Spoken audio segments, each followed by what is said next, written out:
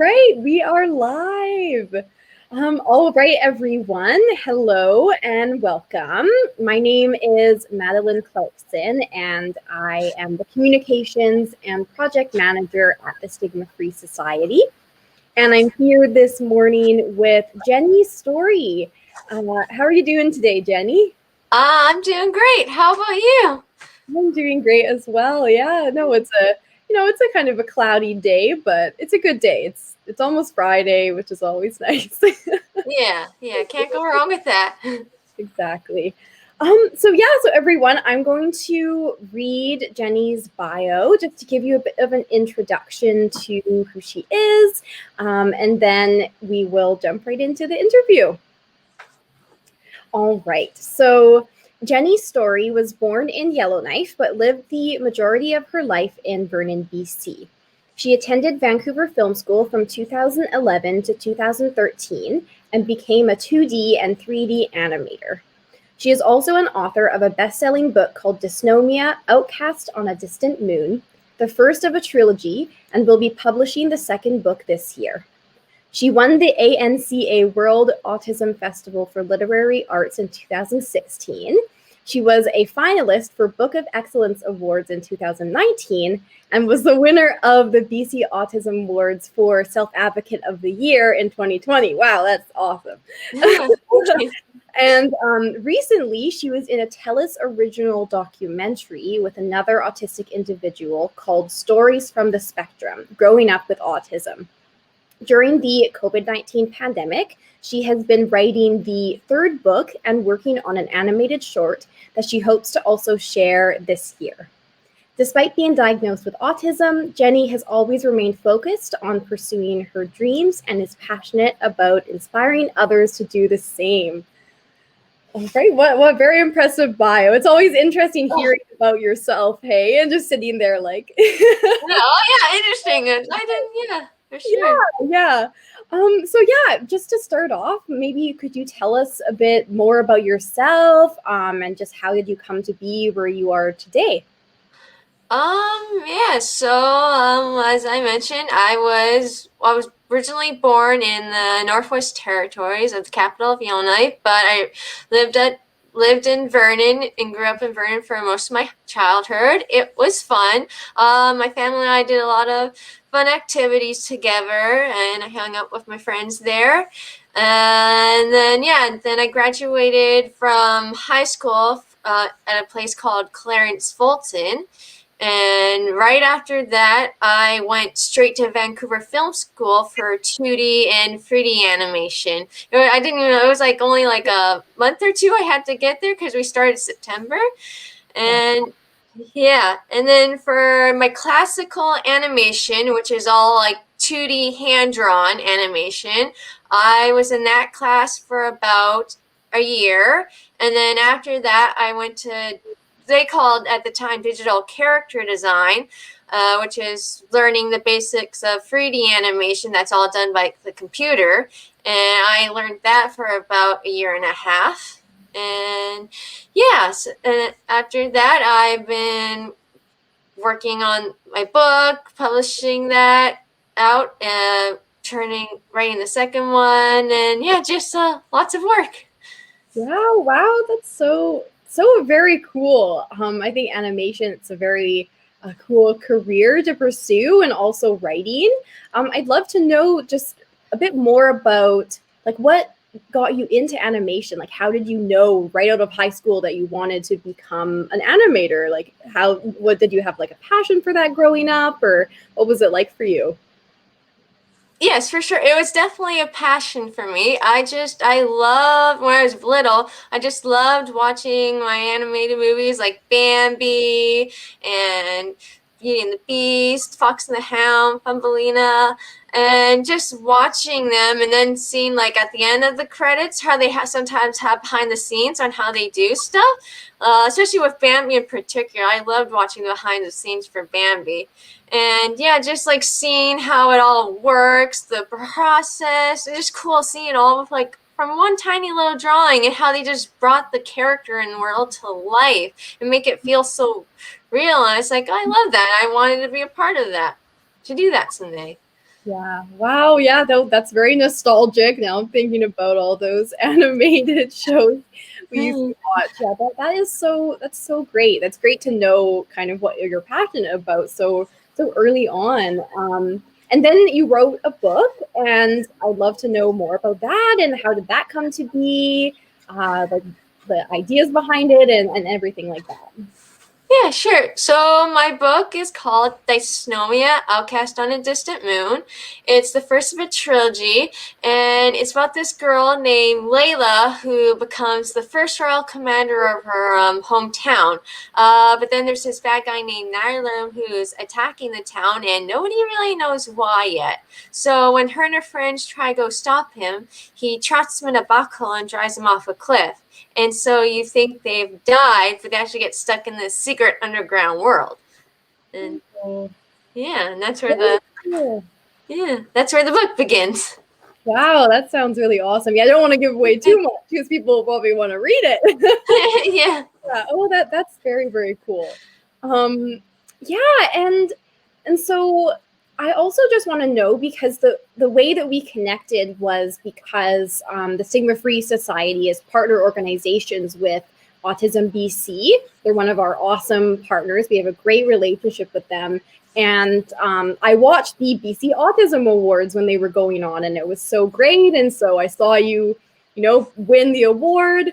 And yeah, and I just really like to know a bit more about, because here at Stigma Free Society, we really like talking about people's personal stories and of course, like stigma and stuff like that too. And I'd just love to know, like, what it was like growing up with autism and your experiences with that, and maybe how it influenced your career. And yeah. Yeah, for sure. So with being autism, it was kind of hard sometimes because I was kind of different from my peers and all that. I did unfortunately get bullied for being different, and I just wanted to be like a normal person like everybody else at the time, because you want to fit in with people you like and that. And so yeah, that was hard, especially because like you struggle with being autistic. I struggle with certain things like socializing and, trying to communicate and not be so nervous or stressed out so easily. And so that was hard. But as I got older, I realized that because sometimes I get this question of, if you had the chance to get rid of your autism or have the opportunity not to be autistic, would you do it? And as I've gotten older, I would realize that I would not do that, because being autistic is who I am, and I wouldn't be the person I am today without it. Like, I find a lot with my creativity and thinking outside the box, it comes from my autism, or at least it helps with it. So yeah. Right. I Yeah. hope that made sense. I kind of went on a little ramble. Oh, no, that definitely makes sense. No, I think that is wonderful. I think it's so great that you can, even though there were really challenging times, you can recognize that, yeah, it's part of who you are, and wouldn't be where you are without those experiences. And yeah, being able to recognize, like, there are strengths that come along with it. And you mentioned that one of the strengths was like your creativity. I'd love to hear more about that, and also other strengths that you feel have come with your journey of living with autism. Yeah, okay. So yeah, with my creativity, because I feel like I've been known sometimes to like see things in a different light. Like, what's a good example? Like with characters, like when people try to write characters, they try to, like figure out the character, like figure out what kind of person they are and all that. But instead of like me trying to figure out what character descriptions I want to give them, I'm actually inside their head, and so I know what they think and feel and all of that from a different perspective. Like, you ask me certain things about my character Layla, I would know right away what she likes and dislikes, because I know her personality from inside the head, I guess, if that makes sense to you. I don't know. No, that's it does make sense, and I think that that's very, very cool, because I think about myself, and I think that was always something that was hard for me when I was in school and we were asked to like write short stories, is that it takes a lot of work to build those characters and actually, like, while you're writing, know all of those things about them, so that as you write them into the story, like, it all kind of encompasses that. So yeah, no, I think that's really, really cool. Yeah, and so talking more about your book, I'd love to know just a bit more about what inspired you to become an author, because you went to school for animation, and I'd love to know what inspired you to be an author, and also a bit more maybe about like what's kind of coming next for your books, like you were saying before we were on live, that you have some other books coming out and stuff. Yeah, okay. Yeah, sure. So, what inspired me to be an author is, well, one of the things is that I've always loved, as I mentioned with animation, I've always loved to, I love creating stories and worlds, and I've always wanted to be a part of that. And writing is like, in a way, its own different way of expressing yourself in creative art. And like reading my favorite books like Watership Down, this new series I'm reading, Warriors, just reading those, it always made me feel good and happy, and I wanted to write my own personal stories in that and share it with the world, and hopefully give the same feelings and reactions to other people that other authors did for me when I read their stories in that. And how it all, I guess, started, a friend of ours, a friend of ours found these people called Influence Publishing at the time, and we talked to them about making us stories. And because my mom also wrote a book about me with my life. It's called The Autistic Author and Animator. It's about me and my life journey with autism, and from where I was before to where I am now. And yeah, we talked about it. They liked our ideas, and during the process we went back and forth with creating this story, and then that's how the book came to be. Yeah. Wow, that's so wonderful. Yeah, I love that. How you were inspired to be an author is because you wanted to help other people feel, those good feelings. Like, I know what you mean when you're reading books that, like, it's It like takes you to another world. yeah, it's like you're escaping reality, and you get to really experience the other characters, and it's emotional. Yeah. Yeah, I love that. And yeah, so I also think it's super awesome that you and your mom both wrote a book. Was it kind of at the same time? Like, she was writing hers and you were writing yours? Yeah. Oh, that's kind of a funny story, because I should actually mention how the book came to be, because I wrote this way back when I was in high school. So I was like, let's see, 13 or 14 at the time. It kind of, yeah, it was kind of based off this weird dream that I had, because I was studying for like my social studies ninth grade final exam. And while I was studying, I was starting to get sleepy, so I decided to turn on my TV just to keep myself awake. And as I watched the TV, there was these weird scenes that came from the book that appeared on the TV. But then when my mom called me for dinner, I looked back at the TV and it's off. And it was off the whole time. Wow. Yeah. And so the idea never went away, and that's when I wrote the book. And yeah, as for my mom, she had ideas to do it at the time, but she never really got to it until we did get with Fluence Publishing, and then yeah, we wrote back. That's when she started writing her book, and yeah, that's when we went back and forth with them. Very nice, very nice. Yeah. Oh, so cool, so cool. I love that story. Oh, thanks.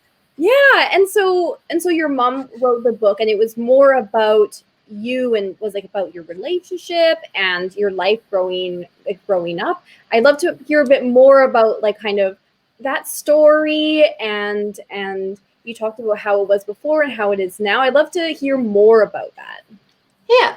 So yeah, it's basically, the book is kind of like the best way people have described it, even with the way I've seen it. It's kind of like her sitting across from you, like having some coffee together, and just her telling her side of the story of what it was like to take care of me as an autistic visual and where I was before, and just like her ways of helping me cope to get where I am today, and just like to show people that, hey, just because your child's autistic doesn't mean it's a life end sentence. Because in one of the books, when the doctors told my mother when I was autistic, they told me that I was not going to basically accomplish things in life. Like, I wasn't going to be able to talk. I wasn't going to be able to write or read. I wasn't going to do anything that other normal people were do. So I was just basically be put in a corner and do nothing.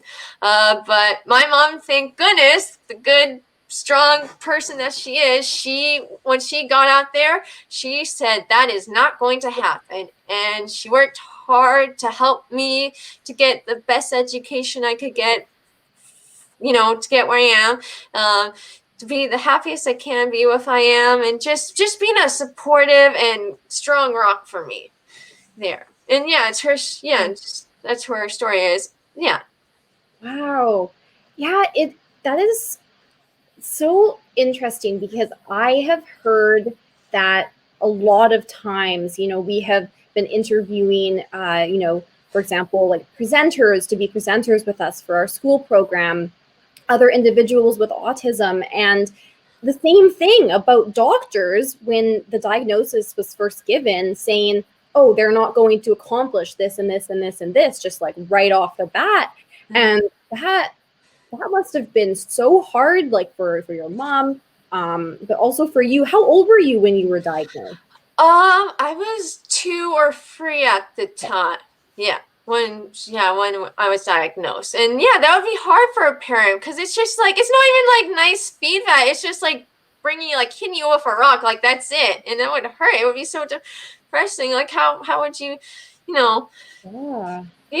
But thankfully, my mom was strong, and she learned that just because they said that doesn't mean it's true. And you can do what you want, as long as you believe in yourself, I guess. Yeah. Definitely. Yay, mom. Yes, mom. Yeah, but also you, like that. It's just so great, like how much you've accomplished, and you haven't let anything stop you from, going after your dreams, being an animator, a best-selling author. Like it's so wonderful, and it really is too bad that I've heard that so many times about doctors saying that kind of thing and kind of setting those limited beliefs.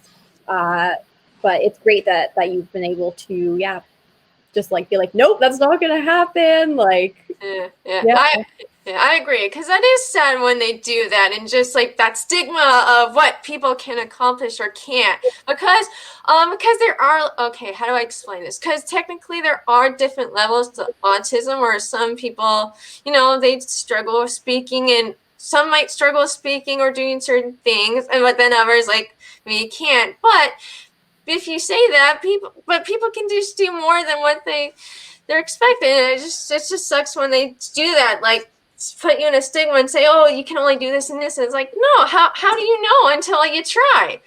So especially when you're only 2 or 3 years old, right? Long, like, how are they supposed to know that?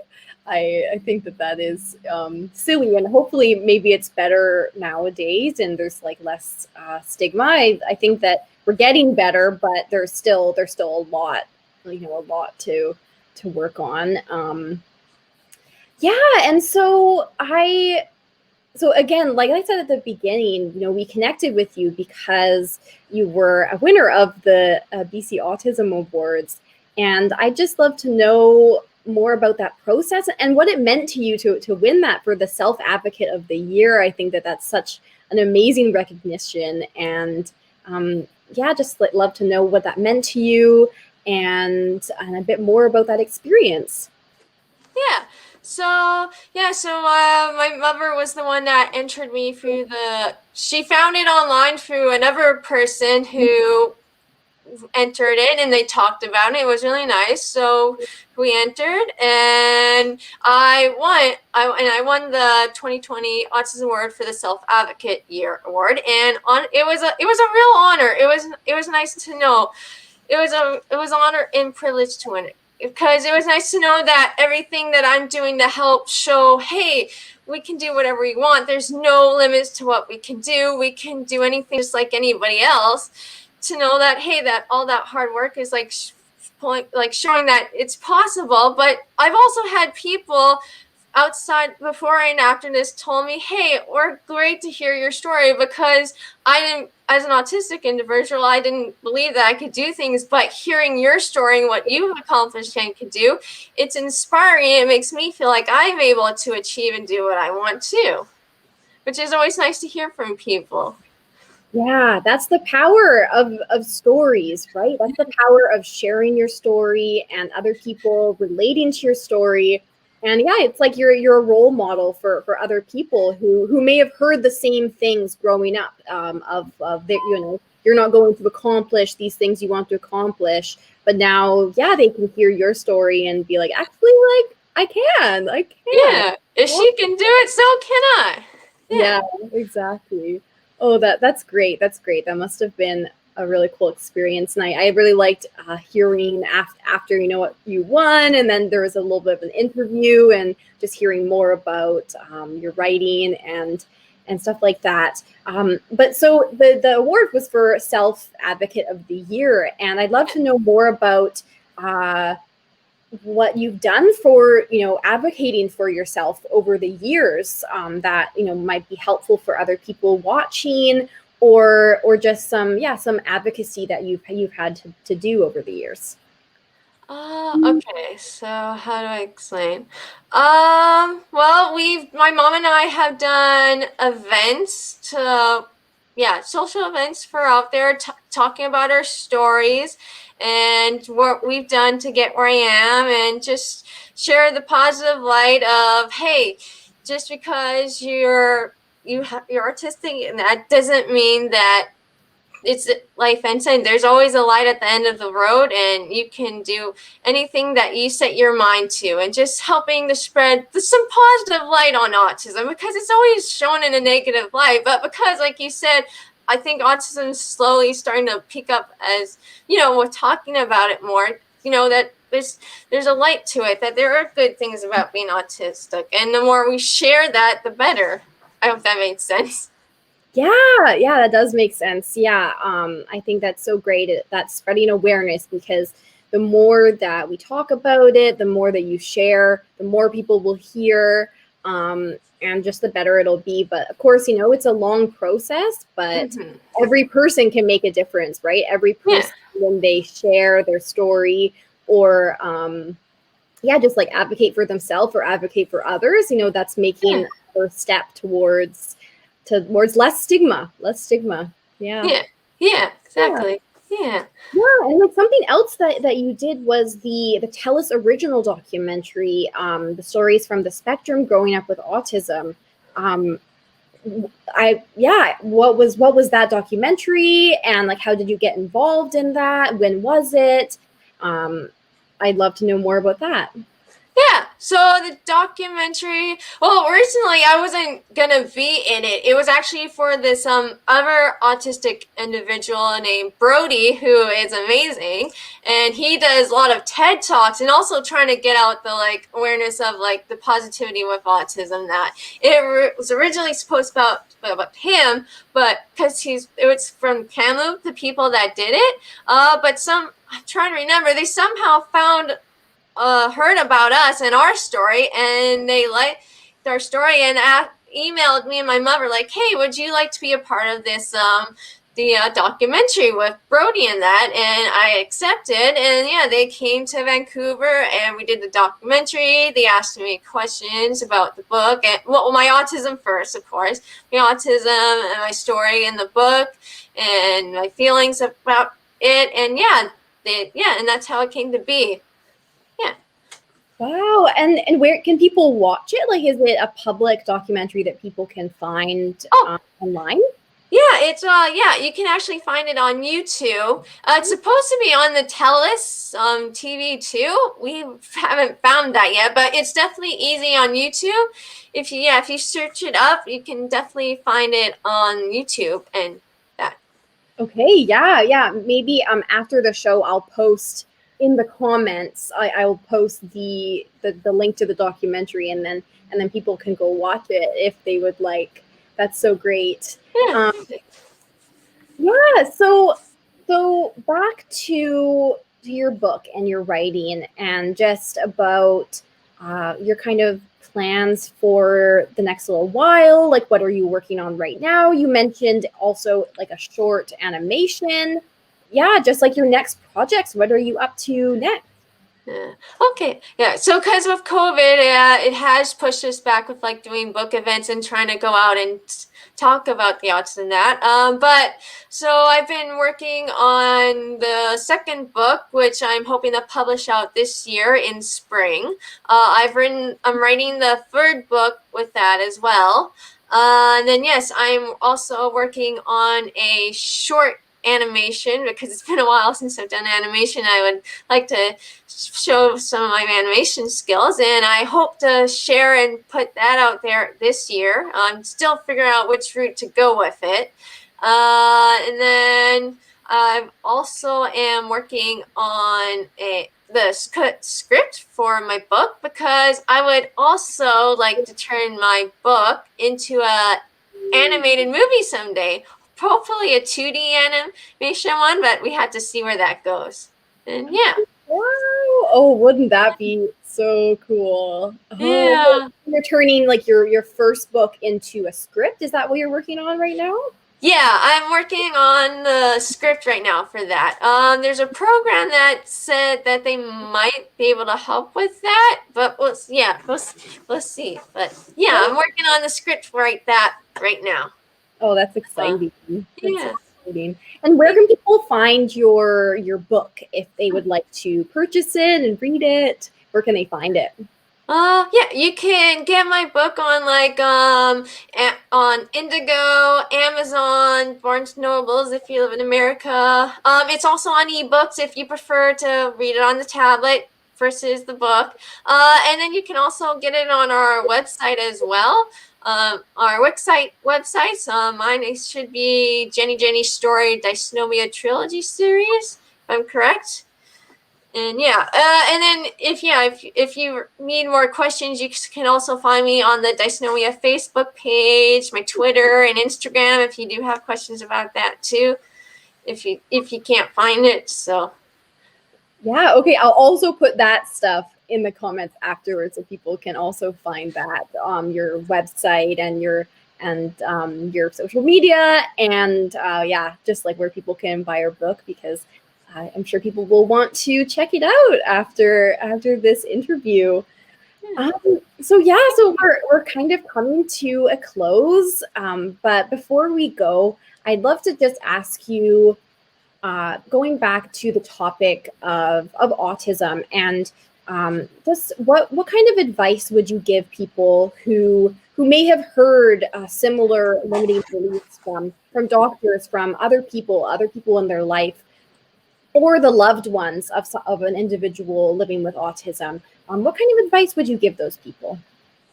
the advice I would give to people is to, if you have a passion for something, just go for it and follow it. Don't let people tell you what you can or can't do, as you can do as anything as long as you set your mind to it and believe in yourself. You just gotta work really hard at it, keep going through the good and the bad, and just believe that if you can do it. Just have faith in yourself. Yeah, you're gonna have your struggles and that, but it's worth it in the end. Everybody goes through their good and bad days, and yeah, there's always and as long as you stay optimistic, persistent, things will go good. There's only a death sentence if you put it there. So just believe in yourself and keep going. Yeah, sorry, I kind of get on a little bit of a ramble there. Oh no, that is great. Those are amazing messages that I'm sure people need to hear. Especially during the times that we're in right now, difficult times. It's easy to lose hope. Those are wonderful messages, and thank you so much for being here today. It was so lovely chatting with you and me more about your books and your story and everything. So I hope that you have the great rest of your day, and I will put all those links down below right after this podcast ends so that people can find all of your great stuff. Oh, cool. Yeah, thank you. And yeah, thanks again for having me come on here. I'm happy that you let me come on and join your show. Yeah, it was so great to have you. Yeah. Okay, bye everyone. Oh, bye-bye.